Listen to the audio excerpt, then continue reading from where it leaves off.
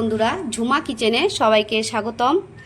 তা আজকে আমি অনেক দিন পর ভিডিও নিয়ে আসলাম। আমার শরীরটা খুবই খারাপ ছিল বলে আমি ভিডিও করতে পারছিলাম না।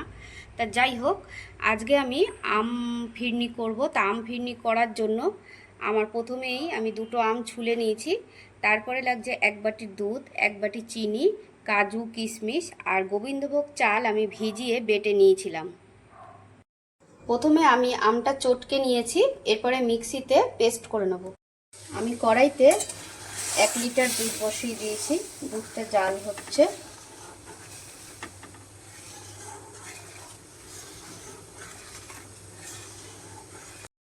আমি যে গোবিন্দভোগ চালটা অর্ধেক পেস্ট করে রেখেছিলাম সেটা দিয়ে দেব। এবার ভালো করে চালটা যাতে সেদ্ধ হয়ে যায় এই জন্য আমার নাড়াচাড়া। আমার দুধটা রেডি হয়ে গেছে। এইবার আমি আমের পাল্পটা দিয়ে দিলাম। এখানে কিছুটা আমন্ড বাদাম ছড়িয়ে দিলাম, কিশমিশ ছড়িয়ে দিলাম, কিছুটা কাজু কুচিয়ে নিয়েছিলাম সেটা দিয়ে দিলাম, চিনিটা যে রেখেছিলাম আমি চিনিটা দিয়ে দিলাম। এবার ভালো করে নেড়ে নেব।